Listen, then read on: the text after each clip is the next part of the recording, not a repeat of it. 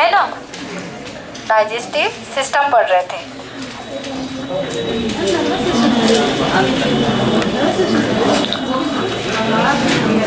बातें नहीं कीजिए, क्या है ना, मेरी तबीयत ठीक नहीं है, आप लोग आवाज करेंगे तो मैं चली जाऊंगी क्लास से, ठीक है? ठीक है ना? क्या हुआ? नहीं यार, नहीं, कोई असर ही नहीं दिख रहा मुझे, सब न्यूट्रल हो आप लोग, नाम लेना छापना कुछ नहीं, कोई मतलब ही नहीं है किसी चीज से, है ना? हेलो, डाइजेस्टिव सिस्टम पढ़ रहे थे और आपका डाइजेस्टिव सिस्टम में, चलो, आपका दांत मतलब मुख गुहा कंप्लीट हो गया था, ठीक है, बकल कैविटी कंप्लीट हो गया था आपका, आमाशय भी कंप्लीट हो गया था आपका, है ना, इंटेस्टाइन हो गया, ग्रास नली वगैरह सब कुछ, आमाशय तक का पूरा कंप्लीट हो गया था, है ना, जिसमें हमने आपको जठर ग्रंथ पढ़ाई, जठर ग्रंथि बताई होगी, उनसे निकलने वाले जठर रस बताए होंगे, गैस्ट्रिक जूस वगैरह। सबसे ज्यादा पाचन किस भाग में होता है? छोटी आंत में, ठीक है। अगर पेपर में ये आता है कि भोजन सबसे ज्यादा कहाँ स्थिर रहता है तो आमाशय में, लेकिन अगर ये पूछे कि भोजन का पाचन सबसे ज्यादा कहाँ होता है तो छोटी आंत में, ठीक है, क्योंकि हमारे आमाशय में किसका पाचन नहीं होता? कार्बोहाइड्रेट का पाचन नहीं होता, हमारे स्टमक में कार्बोहाइड्रेट का पाचन नहीं होता, और सबसे ज्यादा हम भोजन में क्या लेते हैं? कार्बोहाइड्रेट। मतलब पचने के लिए ज्यादा समय कहाँ लगेगा? सबसे ज्यादा पचने वाला काम कौन करेगा? हमारा आंत, ठीक है। अब हम लोग आज पढ़ते हैं इंटेस्टाइन के बारे में, क्योंकि हम लोगों आपके आमाशय कंप्लीट कर चुके थे, अब आज हम लोग पढ़ते हैं आंत के बारे में। तो हमने बताया था कि जो हमारी आंत होती है, हमने स्ट्रक्चर आपको फर्स्ट डे बना के दिखाया भी था, कुछ आपके आमाशय के बाद हमने कुछ आपको ऐसी संरचना बना के दिखाई थी कि हमारे ये से नीचे नलिका निकली होती है, फिर ये जाके ऐसे ऐसे, अरे सांप बन गया,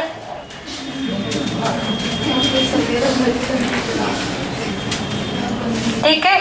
तो ऐसी हमारी कुछ नलिका निकली हुई होती है, और ये हमारे इधर ऐसे ऐसे, ये ऐसे ऐसे मुड़ जाती है, इसको हम छोटी आंत कहते हैं। और इसमें हमने और भी स्ट्रक्चर बनाए थे, जिसमें आपको कुछ ऐसे करके समझ लो, अभी थोड़ा सा बना देती हूँ ऐसे, जिससे आपको समझ में बस आ जाए, ज्यादा चित्र पे नहीं जाना, समझना है बस।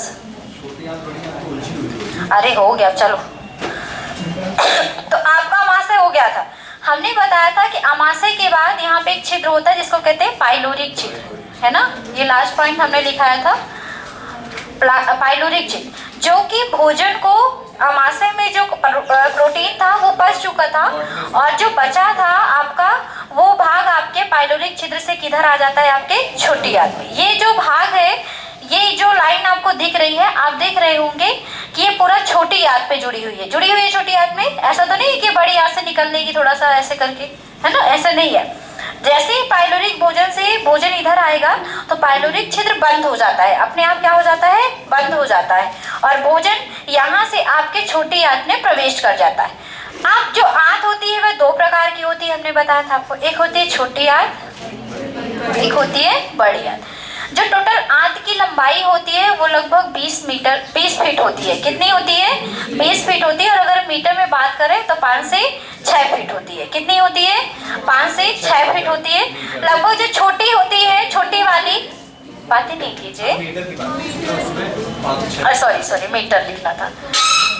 तो आपकी जो छोटी आंत होती है वो लगभग टोटल आपकी 5.5 फीट लंबी होती है, या फिर ये 5 से 7 मीटर लंबी होती है। और ये अगर बात करें तो छोटी आंत जो आपकी होती है 5.5 मीटर, और ये आपकी 1.5, 15 नहीं, 1.5, और ये, हाँ, ये तो आपकी इसमें हो जाएगी। तो याद रखिएगा कि आपकी जो छोटी आंत होती है वो एक्चुअल में छोटी नहीं है लंबाई में वो ज्यादा बड़ी है, और बड़ी आंत लंबाई में क्या होती है? छोटी होती है, ठीक है। आप थोड़ा सा समझिएगा, जो छोटी आंत है, हमारा जो आमाशय से भोजन बचता है पचने के लिए, उसमें से आपके 3 भाग छोटी आंत के बनते हैं। एक होता है आपका ड्यूडेनम, दूसरा होता है आपका जेजुनम, और तीसरा होता है आपका इलियम। 3 पार्ट होते हैं हमारे छोटी आंत के, एक होता है ड्यूडेनम, एक होता है जेजुनम, और एक होता है इलियम। जो आपका ये जो पाइलोरिक छिद्र से ये वाला जो भाग आप देख रहे हैं जो कि आपके यू शेप में बना हुआ है, ये जो पार्ट है इसको कहते हैं हम ड्यूडेनम। क्या कहते हैं इसको? ड्यूडेनम का एक काम है, यहाँ पे हमने आपको बताया था कि यहाँ पे हमारी यकृत होती है, बताया था। इसके पीछे हमारा अग्नाशय होता है, पैंक्रियाज होता है। अग्नाशय में बनता है अग्नाशयी रस, पैंक्रियाज जूस। यकृत के नीचे आपकी ब्लैडर होती है, ठीक है ना, पित्ताशय जिसको कहते हैं, तो पित्ताशय में बनता है पित्त रस, ठीक। तो पित्त रस और अग्नाशय से निकलने वाला अग्नाशयी रस, ये दोनों भी आके किस पे खुलते हैं? हमारे ड्यूडेनम। आया समझ में? काम क्या है ड्यूडेनम का? पाइलोरिक छिद्र से आने वाले भोजन को आपके छोटी आंत के भाग में पहुंचाना, और जो हमारा ब्लैडर है, पित्ताशय है, और आपका जो पैंक्रियाज है, इसमें दो जूस बनते हैं। ब्लैडर पे आपका पित्त रस और आपके अग्नाशय में अग्नाशयी रस, ये दोनों भी साथ में कहाँ आपके आंत खुलते हैं? आपके ड्यूडेनम। यहाँ से ये सब कुछ भोजन में मिक्स होता हुआ आपके कहाँ आ जाता है? छोटी आंत में। छोटी आंत का जो जेजुनम है, मध्यांतर बोलते हैं, यहाँ पे कोई काम नहीं होता, बस यहाँ से भोजन आके आपके नीचे वाले पार्ट में आता है। कहाँ आता है? नीचे वाले, इस वाले भाग में। इसको कहते हैं इलियम। इसको क्या कहते हैं? इलियम। इलियम में कई सारी ग्रंथियां प्रेजेंट होती है, बोनर्स ग्रंथियां जिसको कहते हैं। कौन सी ग्रंथि कहते हैं? बोनर्स, ठीक है। बोनर्स ग्रंथियां प्रेजेंट होती है। इसमें से आपका आंत रस निकलता है। क्या निकलता है? इंटेस्टाइन जूस निकलता है। क्या निकलता है? Intestine juice. और जैसे हमने आपको अमाशय में बताया था कि जठर ग्रंथियों से जठर रस निकलता है और उसमें बहुत सारी आपके एंजाइम प्रेजेंट होते हैं जो कि भोजन को आपके पाचित करते हैं, वैसे सेम इसमें आंत रस में कुछ आपके खास एंजाइम होते हैं, जैसे डाइसेकेराइडेज। डाइसेकेराइडेज, ये जो डाइसेकेराइडेज है, ये 3 प्रकार के कार्बोहाइड्रेट के पाचन करने वाले इसमें एंजाइम होते हैं। एक होता है एंजाइम का नाम है सुक्रेज, दूसरा होता है माल्टेज, और एक और होगा लैक्टेज। लैक्टोज नहीं, कौन होगा? एंजाइम के नाम है। सुक्रेज सुक्रोज का पाचन करता है, माल्टेज माल्टोज का पाचन करता है, लैक्टेज लैक्टोज का। लैक्टोज किस में पाई जाती है? दूध में पाई जाने वाली क्या है? शर्करा मीन्स कार्बोहाइड्रेट, ठीक है। तो याद रखेंगे यहाँ पे किसका पाचन हो रहा है? स्पेशली हमारे कार्बोहाइड्रेट का, क्योंकि सुक्रोज भी कार्बोहाइड्रेट है, माल्टोज भी कार्बोहाइड्रेट है, लैक्टोज भी क्या है? कार्बोहाइड्रेट है। क्लियर हो गया सबको? और इसमें आपके स्टार्च का भी पाचन होता है साथ ही साथ, और आपके वसा का भी कुछ फैट भी आपका बचता है यहाँ पे, ठीक है। और आपका ये जो म्यूसिन है, म्यूसिन यहाँ पे भी पाया जाता है, भोजन को लसलसा और ज्यादा लसलसा बनाता है, जिससे भोजन पचने में क्या हो? ज्यादा आसानी हो, ठीक है। अब याद रखेंगे आंत रस में आपको पेपर में पूछा भी जाता है कि बताइए आंत रस कैसा होगा या फिर कहाँ से निकलता है, कहाँ पे पाया जाता है। तो हमारे छोटी आंत के किस भाग में पाचन होता है? पहले तो ये बात याद रखेंगे, किस में होता है? इलियम, ना डेडुनम में ना ही जेजुनम में। क्लियर हो रहा है? क्योंकि डेडुनम से क्या होता है? डेड्यूलिनम के क्या होता है? भोजन आपके छोटी आंत में आता है। मध्यांत्र में भी पाचन नहीं होता, वहां से भोजन कहाँ पे आता है? इलियम में आता है। शेषांत्र कहते हैं इलियम को हिंदी में। इस पार्ट पे आता है और इस पार्ट पे ही आपकी बोनस ग्रंथियां प्रेजेंट होती है। बोनस ग्रंथियों से आंत रस निकलता है, इसमें कई सारे एंजाइम प्रेजेंट होते हैं जो कि हमारे कार्बोहाइड्रेट का क्या करते हैं? पाचन करते हैं। सबको क्लियर हो गया ये चीज? अब इसके बाद क्या होता है? जब इलियम में भोजन पच जाता है, आंत रस से जितने भी एंजाइम वगैरह होते हैं, पचने के बाद क्या करते हैं? ये जो भोजन होता है आपके, ये जो यहाँ पे जो छोटी आंत होगी, ये आपके बड़ी आंत पे खुलेगी। कहाँ पे खुलेगी? आपके बड़ी आंत। बड़ी आंत के नीचे एक ऐसा थोड़ा सा ऐसे लंबी नुमा संरचना इधर साइड निकली हुई होती है, इसको हम कहते हैं सीकम। इसको क्या कहते हैं? सीकम कहते हैं। याद रखेंगे इस वर्ड को। और इसके साथ ही साथ ये जो निकीला भाग आपको दिख रहा है, इसको कहते हैं अपेंडिक्स। अरे पेट का मतलब वही है, क्या बताएं, सब पेट ही तो है, ये पूरा पेट ही बना है ना, बस सामने से दिखता नहीं, ये सब पेट ही है। तो आपको याद रखना है कि हमारी बड़ी आंत का ये जो पहला भाग होता है उसको हम सीकम कहते हैं, और इसमें एक नुकीला पार्ट होता है जिसको हम क्या कहते हैं? अपेंडिक्स कहते हैं। ये सीकम और ये अपेंडिक्स दोनों ही मानव शरीर के अवशेषी अंग है। कैसे अंग है? अवशेषी, मतलब हमारी बॉडी में इनका कोई भी काम नहीं है, क्योंकि ये दोनों का एक ही काम है, सेल्यूलोज का पाचन करना। ठीक है, समझ रहे हैं? सेल्यूलोज का पाचन करना, मतलब इसका काम ये। और कुछ काम यहाँ पे ये भी है कि ये लिम्फोसाइट्स का निर्माण भी करती है। किसका निर्माण करती है? लिम्फोसाइट्स। लिम्फोसाइट्स क्या, ये सबको पता है ना, WBC लिम्फोसाइट्स। ठीक है, तो ये लिम्फोसाइट्स का निर्माण करती है। साथ ही साथ इनका पहले काम था, पहले मानव शरीर में काम था, अब मानव शरीर में काम इसलिए नहीं है क्योंकि मानव चारा खाना भूल गया है। मीन्स पहले मानव चारा खाता था, कुछ खाता है, कुछ खाता है, जैसे पालक खाते हैं, चने की भाजी, अब देख लो, मतलब ये जो है आपकी पत्तियों वगैरह वाली चीजें, क्योंकि आपको पता है कि पौधों में क्या पाया जाता है? सेल्यूलोज होता है, और सेल्यूलोज हमारा यहाँ पे नहीं पचता, सेल्यूलोज का पाचन पहले यहाँ होता था। क्योंकि अब हम नहीं खाते हैं, इसलिए अब हमारे शरीर में इसका काम नहीं बचा है, इसलिए इसे हम किस रूप में पढ़ते हैं? अवशेषी अंग के रूप में पढ़ते हैं। क्लियर हुआ क्यों कहते हैं अवशेषी अंग? सीकम और अपेंडिक्स दोनों ही हमारे शरीर के क्या हैं? अवशेषी अंग माने जाते हैं। इनका एक काम है लिम्फोसाइट्स का निर्माण करना और सेलुलोज का पाचन करना, ज्यादा काम नहीं है, इसलिए हम इसे अवशेषी अंग कहते हैं। कभी कभी क्या होता है कि आपके जो अपेंडिक्स होती है वो थोड़ा सा बड़ी हो जाती है, ठीक है, और जब बड़ी हो जाती है तो पेट में दर्द होता है किनारे साइड, राइट साइड में, और इसके कारण इसका क्या कर देते हैं? ऑपरेशन करके इसको निकाल दिया जाता है। मानव शरीर पे ऑपरेशन करने पे कोई भी फर्क नहीं पड़ता है, क्योंकि इसका कोई भी काम नहीं है। क्लियर हो गया इतना सबको? फिर इसके बाद भोजन जो है यहाँ से आता हुआ आपके ऊपर ओर आएगा, और ऊपर की ओर बड़ी आंत में होता क्या है?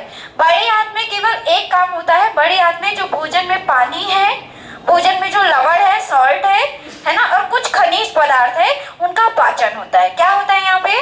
पानी, लवण और खनिज पदार्थ का क्या होता है? पाचन। भोजन के सारे प्रोटीन्स, विटामिन, कार्बोहाइड्रेट हमारे आमाशय और आपके छोटी आंत में पच जाते हैं। केवल भोजन में जो बचता है वो बचता है पानी, खनिज पदार्थ और आपके सॉल्ट बचते हैं। वो कौन पाचित कर लेते हैं? हमारे बड़ी आंत। अब जो बचा उसमें कोई भी विशिष्ट पदार्थ नहीं है, अब सब कुछ क्या है? अपशिष्ट है, मतलब वेस्टेज है। ठीक है, आपका मतलब वो कोई भी यूज में नहीं होता। तो यहाँ से भी जब आपका भोजन पूरी तरह से पच जाता है तो भोजन आपके रेक्टम के माध्यम से शरीर से क्या कर देता है? बाहर निकाल दिया जाता है।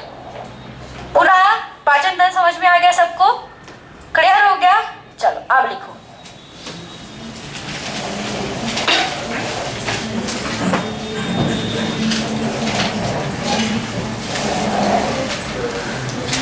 आंत डाल लीजिए, इंटेस्टाइन,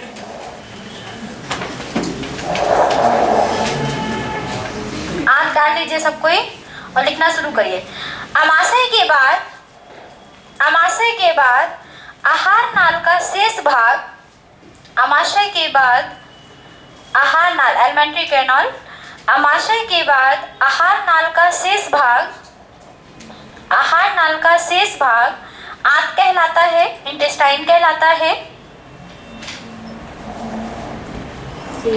शेष भाग आंत कहलाता है।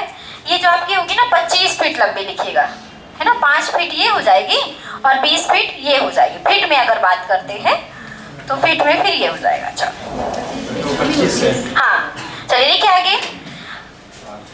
आंत लगभग 25 फीट लंबी नलिका है।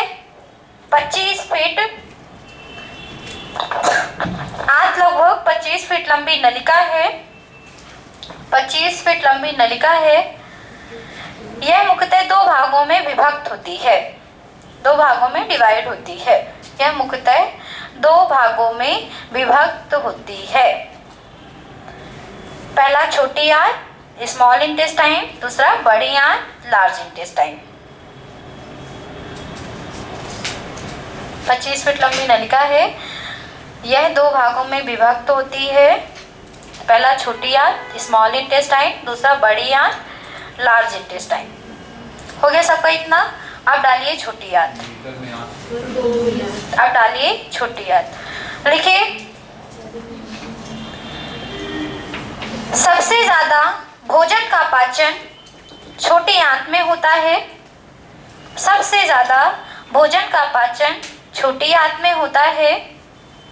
सबसे ज्यादा भोजन का पाचन छोटी आंत में होता है, छोटी आंत में होता है।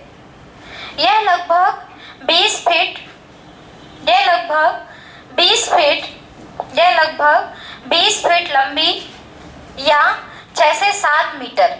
और इलियम जो होगी, इलियम हमारी ओनली 5.5 मीटर होती है। इलियम मात्र 5.5 मीटर होगी। और अगर टोटल की बात करें छोटी आंत के समस्त भाग की, तो टोटल कितना होगा? 6 से 7 मीटर या 20 फीट। ठीक है, छोटी आंत लगभग 20 फीट या 6 से 7 मीटर लंबी नलिका है। अरे नहीं, 5 से चाहिए, 6 से 7 करो ना, हम लिखा तो रहे हैं। 6 से 7 मीटर, 6 से 7 मीटर लंबी नलिका है। हाँ जी, क्या हो गया बोलो?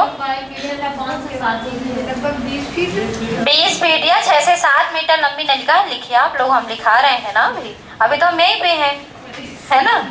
जब चले जाएंगे तब प्रॉब्लम होगी। लिखो, लंबी नलिका है जिसे मुख्यतः 3 भागों में विभक्त किया जाता है। जिसे मुख्यतः 3 भागों में विभक्त किया जाता है। जिसे मुख्यतः लगभग इसीलिए लिखाया जाता है कि लगभग 6 भी हो सकती है, लगभग 7 भी हो सकती है। अब देखो कि सबका पेट का साइज एक जैसा नहीं होता, आप समझो ना। अब कोई इतना छोटा है तो पेट का साइज इतना बड़ा बताओगे, ऐसा नहीं है ना। जिसका मांसाहारी जो होता है उसकी आंत छोटी होती है। हाँ जी, शाकाहारी की बड़ी होती है। अच्छा देखो 3 भागों में विभक्त होता है। लिखिए, पहला ड्यूडेनम। ड्यूडेनम को हिंदी में कहते हैं ग्रहणी, मतलब वो घर वाली गृहिणी नहीं है, गृहिणी हो जाएगा। कैसे लिखेंगे? ऐसे लिखेंगे, ऐसे लिखेंगे, है ना। जेजुनम को कहते हैं मध्यांत्र हिंदी में, और इलियम को कहते हैं शेषांत्र। इसके मुख्यतः 3 भाग है। ड्यूडेनम को कहते हैं गृहिणी, जेजुनम को कहते हैं मध्यांत्र और इलियम को कहते हैं शेषांत्र। करो हिंदी याद, हिंदी तो याद होगी नहीं। ड्यूडेनम, जेजुनम और आपका इलियम। शेषांत्र कम ही याद कीजिएगा, इलियम ज्यादा याद कीजिएगा, क्योंकि पेपर में इलियम ही आता है। शेषांत्र, मध्यांत्र और ये क्या गृहिणी, ये नहीं आता है। ठीक है ना, इसलिए बोलती हूँ हिंदी इंग्लिश दोनों लिखा करो। हो गया तीनों पार्ट। अब पहला नंबर डाल के लिखेंगे गृहिणी, ड्यूडेनम। हम हिंदी भाषी हैं इसीलिए हिंदी भी लिखते हैं साथ में। मैम टाइम लगता है और आप बोलती हैं तो छूट जाता है। अरे क्या करे, दोनों चीज सुना करो ना। सोचो, मैं तो दो बोलती हूँ, 2 लैंग्वेज मुझे पढ़ानी पड़ती है आप लोगों को, तो सोचो। हाँ, बोलने में आके यहाँ पे खड़े होके किसी दिन हमको पढ़ाओ, फिर बताऊंगी कितना आसान है। चलो लिखिए, ड्यूडेनम। यह लगभग 25 सेंटीमीटर लंबी, 25 सेंटीमीटर, मीटर नहीं, 25 सेंटीमीटर लंबी, 25 सेंटीमीटर लंबी नलिका है। 25 सेंटीमीटर लंबी नलिका है, 25 सेंटीमीटर लंबी नलिका है। इसमें आगे लिखिए, इसमें यकृत तथा अग्नाशय, लीवर तथा पैंक्रियास, यकृत तथा अग्नाशय से निकलने वाले, यकृत तथा अग्नाशय से निकलने वाले, यकृत तथा अग्नाशय से निकलने वाले रसों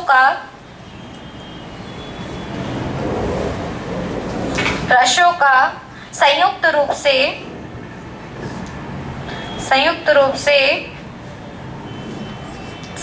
से पित्त वाहिनी में खुलती है।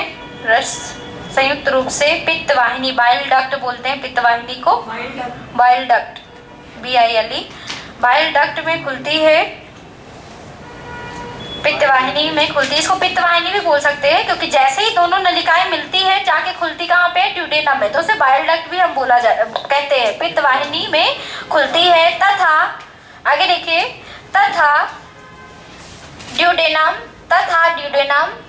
भोजन को आमाशय से, तथा ड्यूडेनम भोजन को आमाशय से छोटी आंत में ले जाने का कार्य करते हैं। ड्यूडेनम भोजन को आमाशय से छोटी आंत में ले जाने का कार्य करते हैं।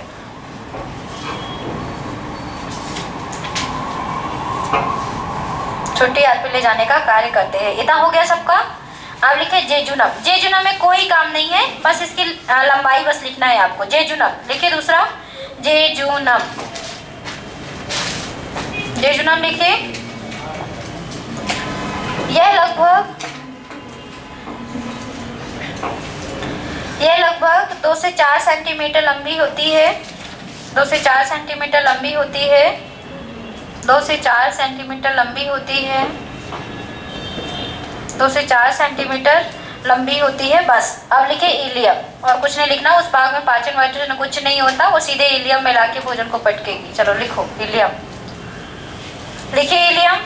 इलियम में शेषांत्र कहते हैं। लिखिए छोटी आंत का सबसे महत्वपूर्ण भाग इलियम है। छोटी आंत का सबसे महत्वपूर्ण भाग इलियम है। छोटी आंत का सबसे महत्वपूर्ण भाग इलियम है। इसकी लंबाई लगभग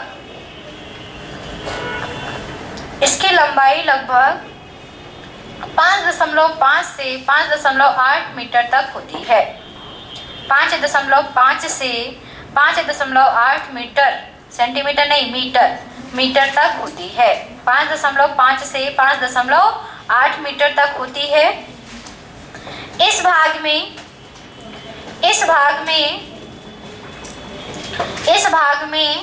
अधिकांश भोजन का पाचन होता है। इस भाग में अधिकांश भोजन का पाचन होता है, मतलब ज्यादा से ज्यादा भोजन का पाचन होता है। इस भाग में अधिकांश भोजन का पाचन होता है।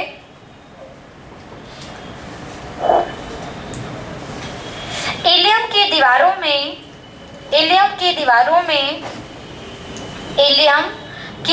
में अनेक विलाई पाई जाती है। विलाई को हिंदी में कहते हैं रसांकुर।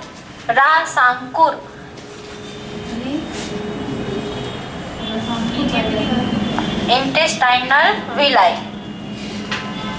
बिल्ली नहीं लिख लेना, ठीक है। विलाई या रसांकुर पाए जाते हैं, ठीक है।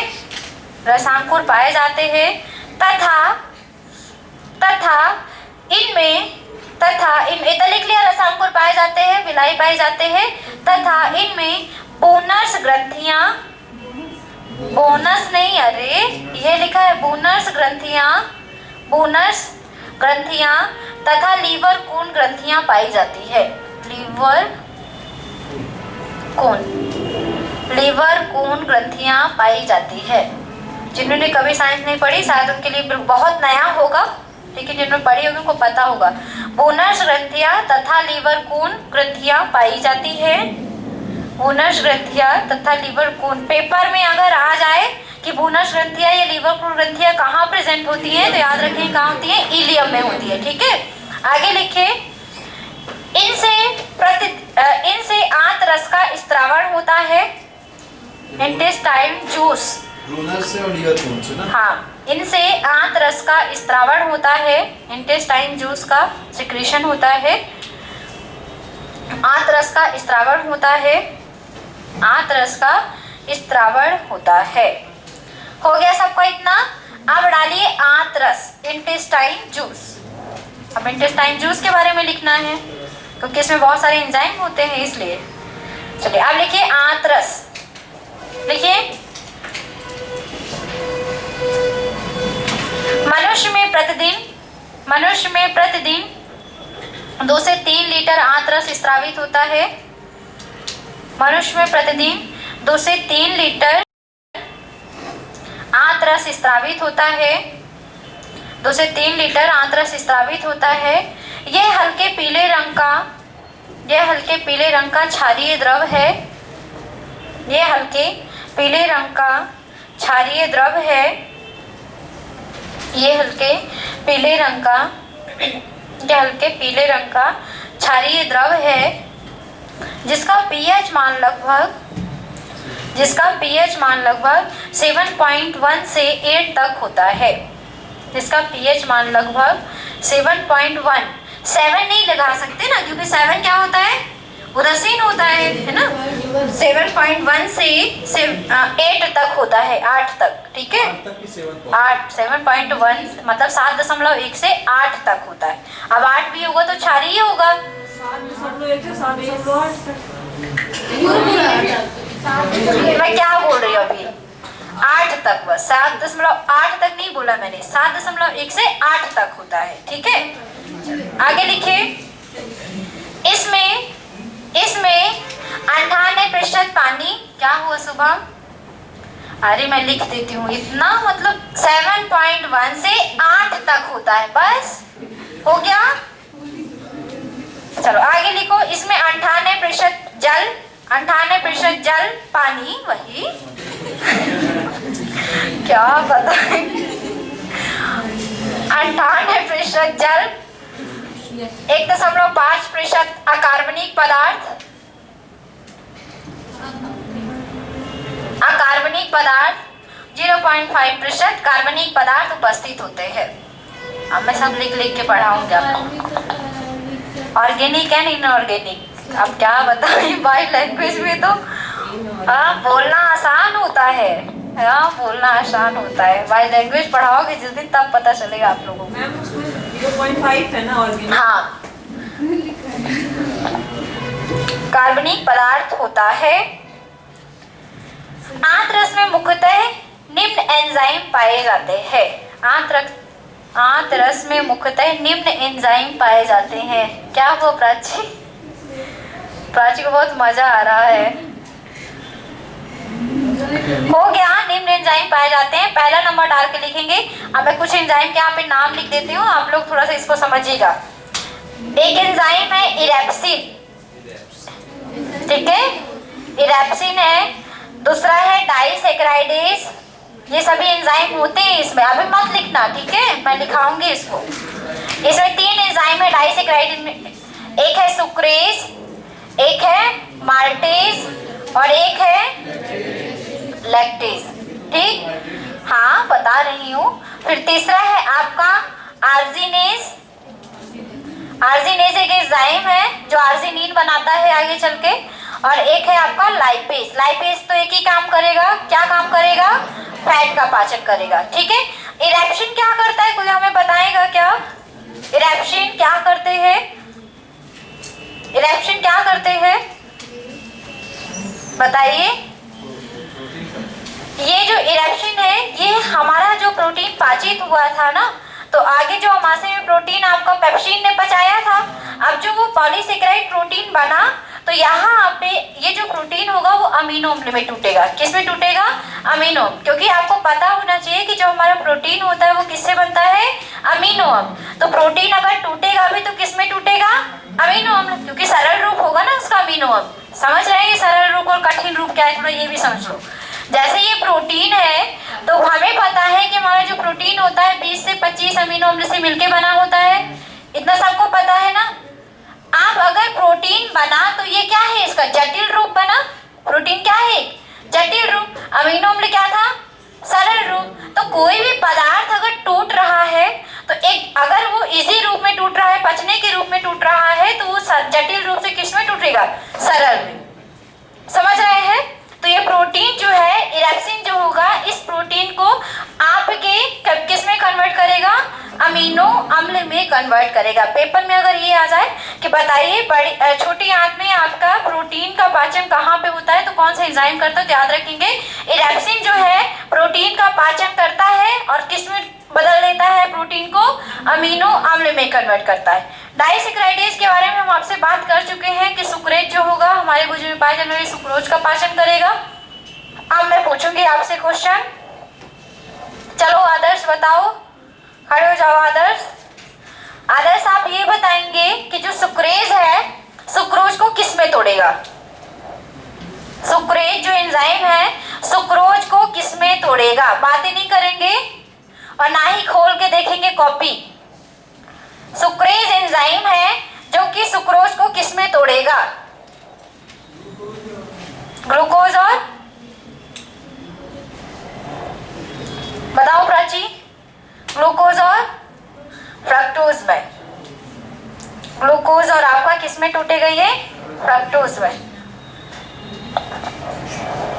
चलो, माल्टेज एंजाइम माल्टोज का पाचन करेगा, तो आप बताएंगे कि माल्टोज को माल्टेज एंजाइम किस में तोड़ेगा? माल्टोज को माल्टेज एंजाइम किस में तोड़ेगा? बताओ सौरभ। ग्लूकोज के 2 अणुओं में। ग्लूकोज प्लस ग्लूकोज में तोड़ेगा। किसको तोड़ेगा? माल्टोज को।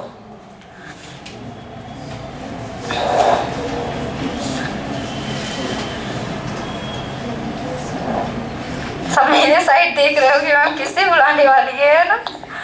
चलिए, आप बताइए क्या नाम है आपका? आरजू। हाँ, आरजू बताइए, लैक्टेज एंजाइम लैक्टोज को किस में तोड़ेगा? आप नहीं आई थी कार्बोहाइड्रेट में? नहीं थी।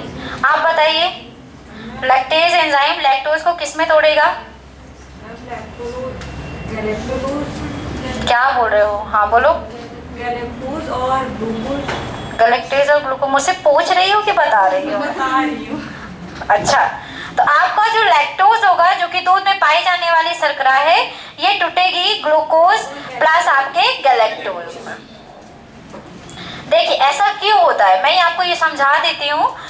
जो सुक्रोज है, माल्टोज और लैक्टोज है, ये कार्बोहाइड्रेट है, लेकिन ये मोनोसेक्राइड से मिलकर बनने वाले कार्बोहाइड्रेट है।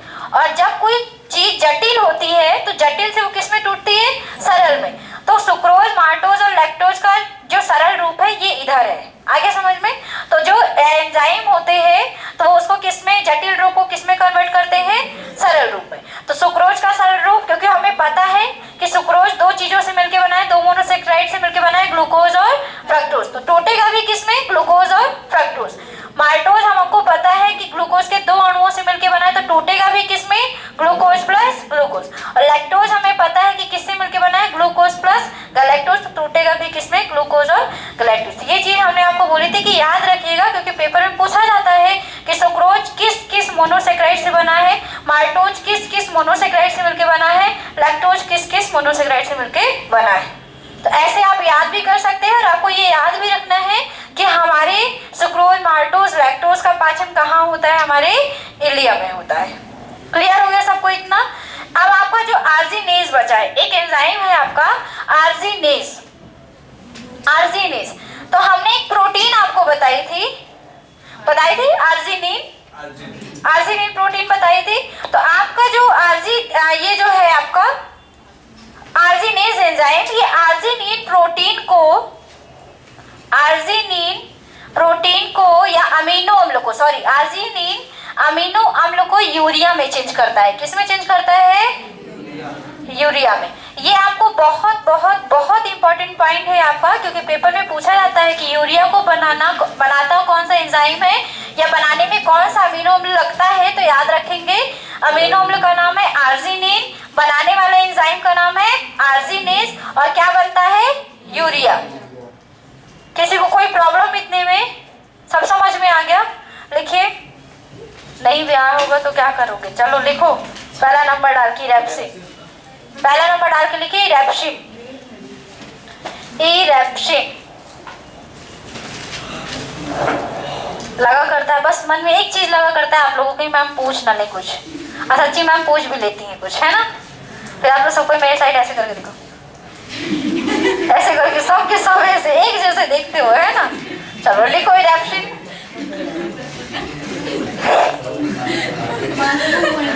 चलो लिखिए, यह पॉलीसेकेराइड प्रोटीन को, मतलब जटिल प्रोटीन को, यह पॉलीसेकेराइड प्रोटीन को अमीनो अम्ल में तोड़ता है, अमीनो एसिड में तोड़ता है। यह प्रोटीन को किस में तोड़ेगा? अमीनो अम्ल में तोड़ता है। प्रोटीन को अमीनो अम्ल में तोड़ता है इरेप्शिन। दूसरा लिखिए डाइसेकेराइडेज। दूसरा लिखिए डाइसेकेराइडेज। यह आंतरस में पाए जाने वाले, डाइसेकेराइडेज पे लिखिए, यह आंतरस में पाए जाने वाले, आंतरस में पाए जाने वाले, आंतरस में पाए जाने वाले सुक्रेज, ध्यान से सुन के लिखिएगा, सुक्रेज, सुक्रेज को सुक्रोज नहीं लिखना, सुक्रेज, माल्टेज, सुक्रेज, माल्टेज तथा लैक्टेज नामक एंजाइम को कहा जाता है। यह आंतरस में पाए जाने वाले सुक्रेज, माल्टेज तथा लैक्टेज नामक एंजाइम को कहा जाता है। डाइसेक्राइडेज किसको कहते हैं? सुक्रेज, माल्टेज और आपके लैक्टेज एंजाइम को। अब इसको आप ऐसे बना के लिखेंगे,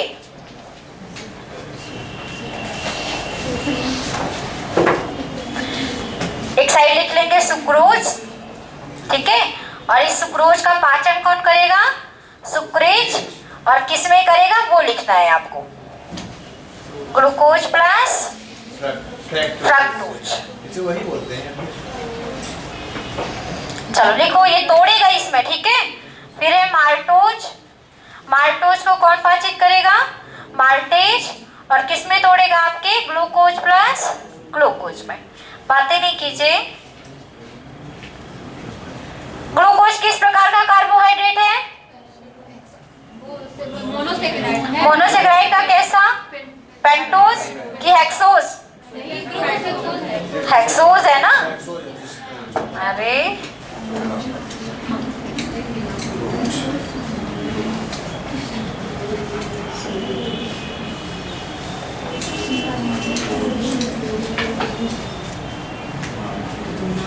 और ये पॉइंट आपको याद भी रखना है क्योंकि पेपर में ये पूछा जाता है, ठीक है, बहुत इंपॉर्टेंट है। अब मैं भी नहीं बता सकती कि पेपर में क्या क्या आता है, सबको बोलना पड़ता है कि आता है।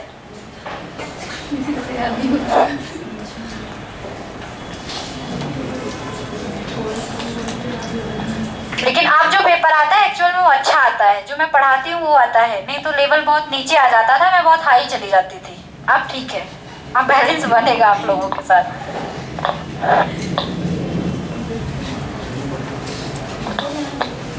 हो गया। अब आर्जिनेज लिखिए, आर्जिनेज लिखिए, आर्जिनेज, आर्जिनेज इंग्लिश ही है, आर्जिनेज ये लिख लीजिए जल्दी से। और अगला लिखिए तीसरा नंबर, आर्जिनेज एंजाइम है ये, लिखिए। यह, अरे क्या कर रहे हो, लिखो आर्जिनेज डाल के। यह आर्जिनीन अमीनो अम्ल को यूरिया में बदलता है। यह आर्जिनीन, आर्जिनीन उधर साइड लिखा हुआ है बिल्कुल साइड पे, आर्जिनीन अमीनो अम्ल को यूरिया में कन्वर्ट करता है, बदलता है। आर्जिनीन अमीनो अम्ल को यूरिया में चेंज करता है, ठीक है। यह आर्जिनिन अमीनो अम्ल को यूरिया में बदलता है। लिख लिया सबने। अब अगला लिखे लाइपेज, अगला लिखे लाइपेज। आज ही पूरा करूंगी मैं, चाहे आपको 1 बजे तक बैठा हूँ। चलो लिखो लाइपेज। हाँ बिल्कुल, बड़ी याद भी करेंगे, रोज रोज हम उसी चीज को बताएंगे। लिखो लिखिए अगला लाइपेज। वैसे हो जाएगा, टेंशन ना लो, थोड़ा सा ही है, कितना परेशान हो गए। लिखिए यह वसा को, लाइपेज पे लिखेंगे, यह वसा को वशी अम्ल तथा ग्लिसरॉल में तोड़ता है। वसा को वशी अम्ल फैटी एसिड, यह वसा को वशी अम्ल या फैटी एसिड कहते हैं, और ग्लिसरॉल में तोड़ता है। ग्लिसरॉल, ग्लिसरीन नहीं लिख लेना, ग्लिसरॉल में तोड़ता है। यह वसा को वशी अम्ल तथा ग्लिसरॉल में तोड़ता है। वसा से ही बनता है, वसा से, वसा से। चल अब लिखिए बड़ी आंत, लिखिए। अब ये तो पूरा हो गया, क्या हुआ? क्लास है ना, तो उससे दिखना। आप जाओ, आपकी क्लास है, आप जाओ। और किसी को जाना है? ज्यादा नहीं बचा है, पढ़ना हो तो पढ़ो, नहीं तो जाओ, मैं भी चली जाऊंगी, 10 मिनट लगेगा बस। चलो बड़ी आंत लिखिए। ये लगभग 5 फीट लंबी होती है। बड़ी आंत पे डाल के लिखिए, लार्ज इंटेस्टाइन। यह लगभग 5 फीट लंबी होती है। जल्दी जल्दी लिखो, मुझे भी लिखाना है, मेरी तबीयत ठीक नहीं तो भी मैं पढ़ा रही हूँ, बताओ। लिखो 5 फीट लंबी नलिका है, या 5 फीट लंबी होती है। इसके 3 भाग है, लिखिए इसके 3 भाग है, इसके 3 भाग हैं, सीकम, कैलोन और रेक्टम।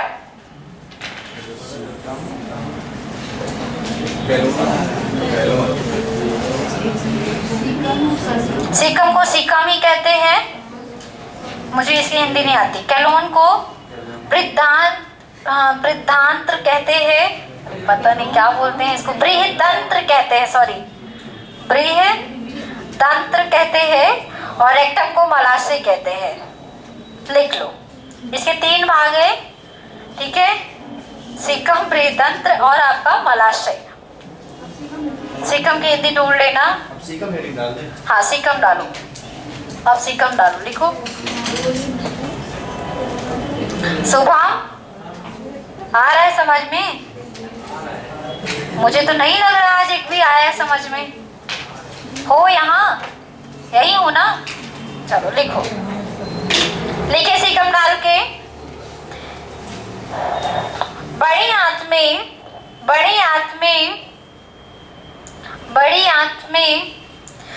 पीछे की ओर एक लंबी नलिका होती है, पीछे की ओर एक लंबी नलिका होती है जिसे सीकम कहते हैं।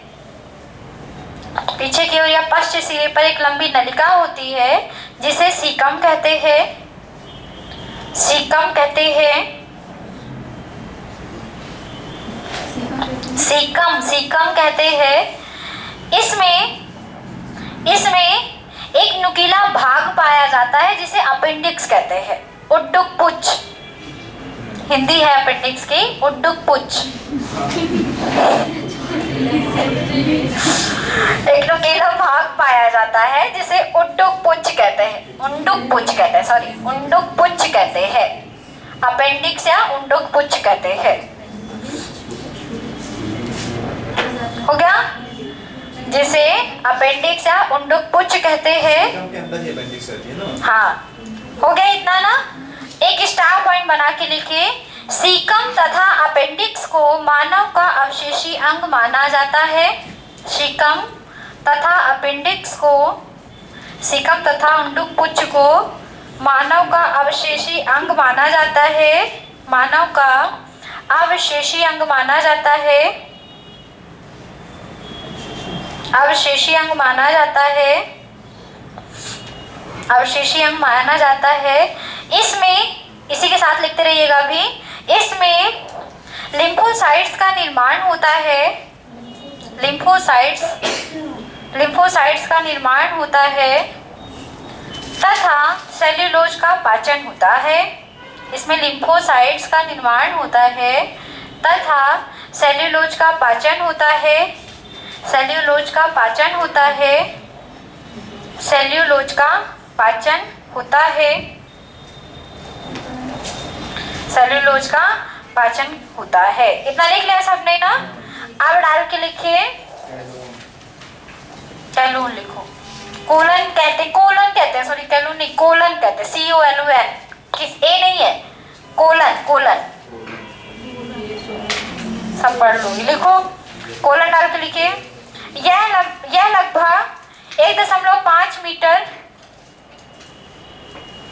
यह लगभग 1.5 मीटर लंबी नलिका है।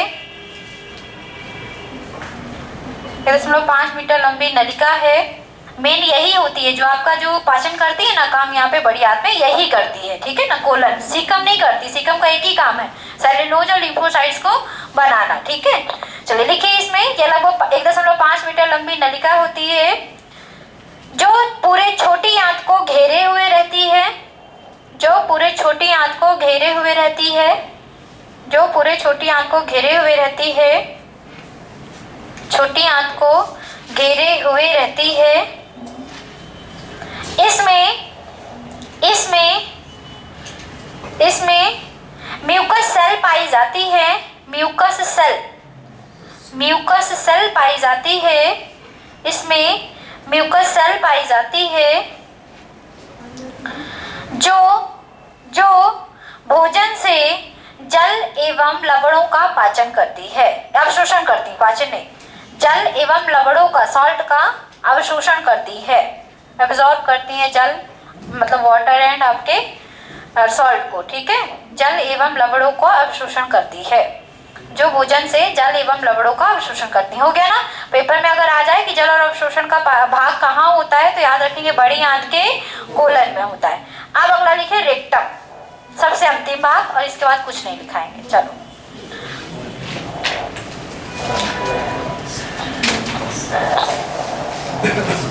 चलिए लिखे, बड़ी आंत का अंतिम भाग मलाशय कहलाता है।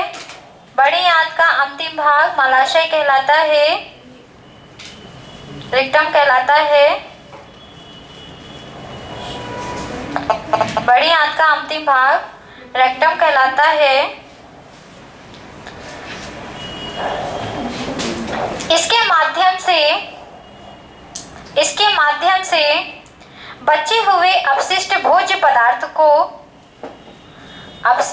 पदार्थ इसके द्वारा बचे हुए अपशिष्ट भोज्य पदार्थ को अरे बाप रे, इसके माध्यम से बचे हुए अपशिष्ट भोज्य पदार्थ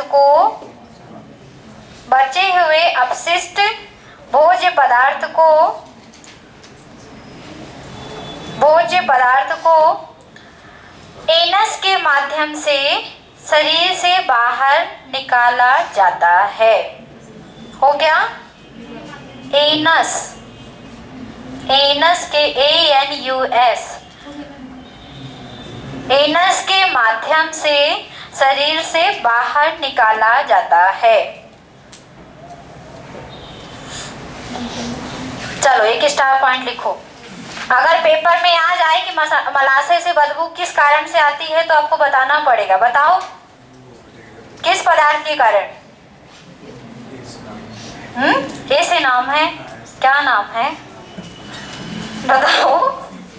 बताओ भाई, बताओ। चलो, मूत्र का पीला रंग क्यों होता है? यूरोक्रोम के कारण। यूरोक्रोम का विखंडन होता है, यूरोक्रोम के कारण नहीं। बताओ, यूरोबिलिन के कारण ना। और मल जो आपका भूरा रंग का होता है वो किस कारण होता है? स्टार्कोबिलिन के कारण। और मल से स्मेल क्यों आती है? इंडोल और स्केटोल के कारण। तो लिखिए, मल का भूरा रंग स्टार्कोबिलिन, मल का भूरा रंग स्टार्कोबिलिन, ये सामने लिखा हुआ है, देख के लिख लीजिए। स्टार्कोबिलिन तथा मल से आने वाली दुर्गंध, सुगंध नहीं लिखना।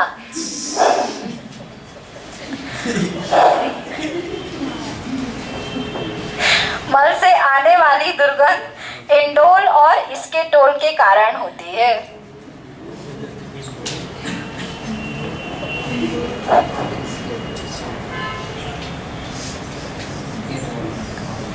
इंडोल एवं स्केटोल के कारण होती है। हो गया। अब वो जब हम यकृत पढ़ाएंगे ना तब लिखाएंगे। आप सब अभी नहीं लिखाऊंगी, ठीक है? तो ये आपका, कल हम लोग इसी का एक पार्ट पढ़ेंगे, ग्रंथियां, पाचक ग्रंथियां।